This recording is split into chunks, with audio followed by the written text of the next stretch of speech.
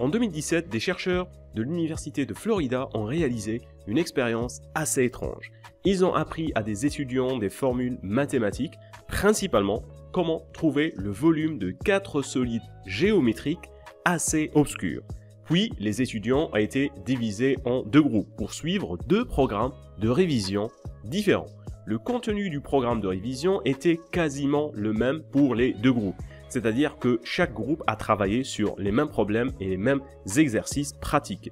Ce qui changeait était la façon dont les exercices étaient présentés. Pour le premier groupe, les exercices étaient bloqués, c'est-à-dire que l'étudiant avait 4 problèmes pour un type de solide, puis 4 autres problèmes pour le deuxième type de solide, et ainsi de suite. Pour le deuxième groupe, les exercices étaient mélangés entre eux. C'est-à-dire que l'étudiant allait par exemple avoir 2 problèmes pour un certain type de solide, puis un autre problème pour un deuxième type de solide, puis il aura 3 problèmes pour un troisième type, puis ils vont revenir au premier type. C'était des exercices mixés entre eux.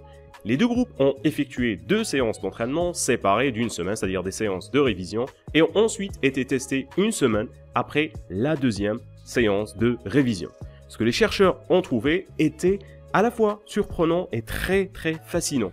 Lors des séances de révision, les étudiants ayant suivi le programme de révision mixte avaient en moyenne des performances plus faibles comparées aux étudiants ayant suivi le premier programme de révision. La révision bloquée, 60% contre 89%. Mais voilà où ça devient encore plus étonnant. Les performances moyennes des étudiants du deuxième groupe étaient bien supérieures à celles du premier groupe lors du test final, 63% contre seulement 20% de réponses justes. Ainsi, la révision mixte a produit une performance bien supérieure au test, mais une performance inférieure lors des séances de révision. Du coup, qu'est-ce qu'on peut tirer de cette expérience ? Imaginez que vous deviez subir une opération et que vous aviez le choix entre 2 chirurgiens. Le premier a réussi tous les tests pratiques de sa formation en chirurgie. Cependant, il lui arrive occasionnellement de commettre des erreurs lors de certaines opérations réelles. Le deuxième chirurgien, quant à lui, a échoué à plusieurs reprises lors de la réalisation des exercices d'entraînement lors de sa formation pour devenir chirurgien. Mais il n'a jamais commis aucune erreur lors d'une opération réelle. Lequel de ces 2 chirurgiens allez-vous choisir?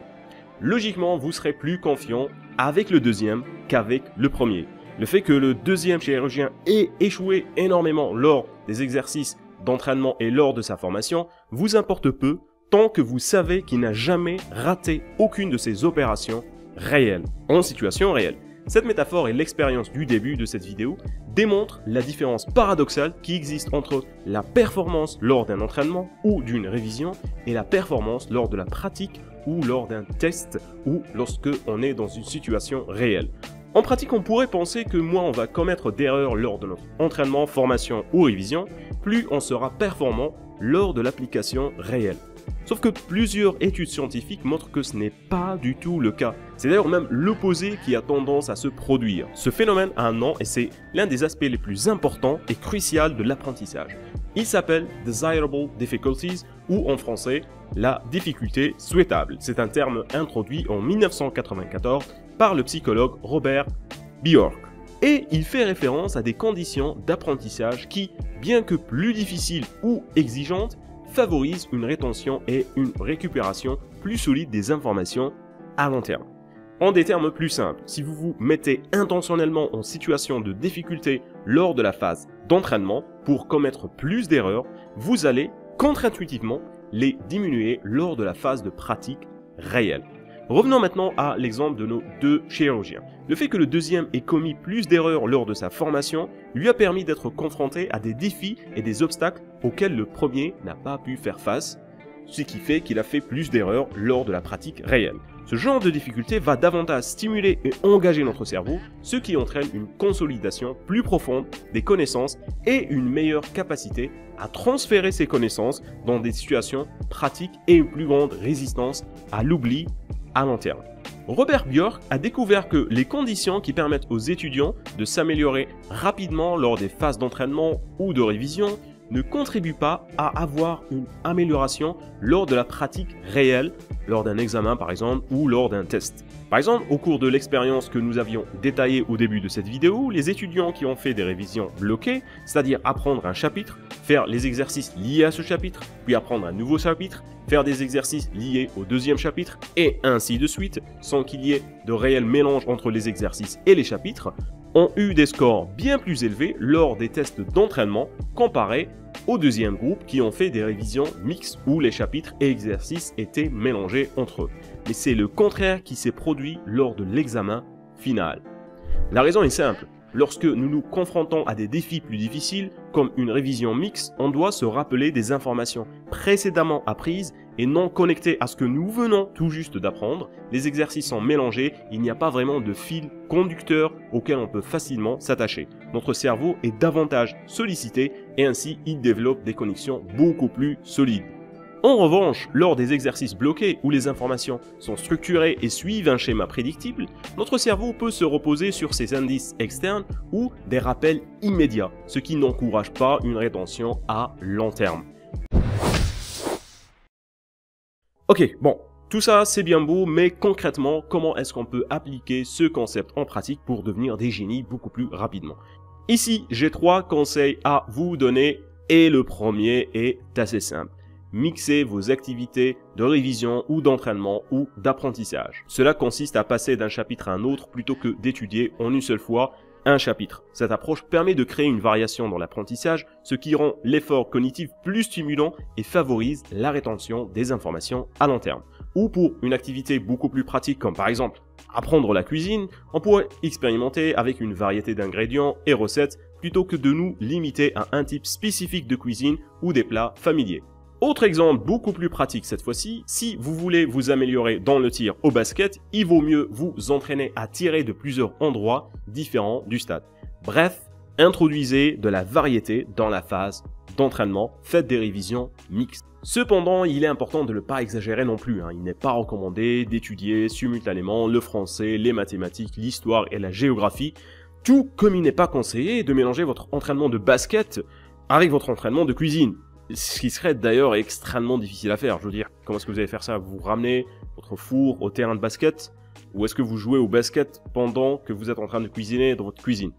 Enfin bref, vous aurez compris, l'objectif est de trouver le juste équilibre en introduisant une difficulté souhaitable et non simplement en ajoutant de la difficulté, simplement pour le plaisir d'ajouter de la difficulté. D'ailleurs, cela a été montré dans plusieurs études où plus les exercices lors des séances de révision étaient compliqués, plus les étudiants commettaient d'erreurs et plus leur performance en pratique lors des tests réels était réduite. Il y a donc un juste milieu à respecter entre trop difficile et pas assez difficile. Ok, mais comment faire la distinction entre ces deux aspects de la difficulté? Eh bien, je dirais que si l'effort supplémentaire que vous allez faire n'améliore pas votre compréhension, votre rétention ou votre vision globale de ce que vous cherchez à apprendre, c'est probablement une difficulté non souhaitable. Voici un exemple extrême pour illustrer. Révisez avec la télévision allumée et votre série préférée à l'écran. Là, vous allez devoir faire un effort supplémentaire pour rester concentré sur votre révision. Mais cet effort supplémentaire n'aide en rien votre apprentissage. Vous perdez juste de l'énergie en essayant de rester concentré. Un exemple beaucoup plus pratique serait par exemple l'apprentissage de l'anglais. Supposons que vous essayez d'apprendre l'anglais en utilisant uniquement des romans complexes de la littérature anglaise classique. Alors bien que cela puisse sembler être un défi stimulant, c'est en réalité une difficulté non souhaitable. Les textes littéraires avancés peuvent contenir un vocabulaire et des structures grammaticales complexes qui peuvent rendre la compréhension encore plus difficile, voire carrément impossible, pour un apprenant débutant. Votre effort supplémentaire n'est dans ce cas-là pas d'une grande utilité et ça ne sert à rien. Maintenant, passons au deuxième conseil pour inclure de la difficulté souhaitable dans votre apprentissage. Pratiquez les rappels espacés. Au lieu de réviser intensément une seule fois, prévoyez des sessions de révision régulières et réparties dans le temps. Cela permet d'ancrer les informations de manière plus solide dans la mémoire à long terme. Par exemple, au lieu d'étudier pendant 4 heures d'affilée un sujet, il serait beaucoup plus souhaitable de planifier des sessions de révision réparties sur plusieurs jours en faisant par exemple 1 heure de révision par jour. En répartissant vos sessions de révision, de pratique et d'entraînement, vous permettrez à votre cerveau de traiter les informations à plusieurs reprises sur une période de temps étendue. De plus, vous introduisez une difficulté souhaitable qui est l'oubli. À ce niveau-là, vous allez naturellement oublier un certain nombre d'informations d'un jour à l'autre. Et en révisant ce que vous avez oublié, eh bien vous optimisez votre apprentissage en consolidant les informations que vous avez déjà oubliées. Et enfin, troisièmement, la difficulté souhaitable la plus évidente, c'est de tout simplement aller chercher à faire des erreurs. Alors je sais, c'est à la fois bizarre et très contre-productif, mais dites-vous que si vous ne commettez pas d'erreurs, principalement lors de la phase d'entraînement, de révision et de pratique, vous n'êtes pas vraiment poussé à votre potentiel d'apprentissage maximal. Et la meilleure façon d'aller chercher à faire des erreurs, c'est tout simplement de se tester. Alors ça peut être avec des exercices, des QCM ou tout simplement des tests pratiques. Et même si vous n'êtes pas en mesure de répondre correctement aux questions lors des tests, le fait d'essayer de se tester et de commettre des erreurs peut améliorer l'apprentissage de ce que vous cherchez à apprendre et à maîtriser.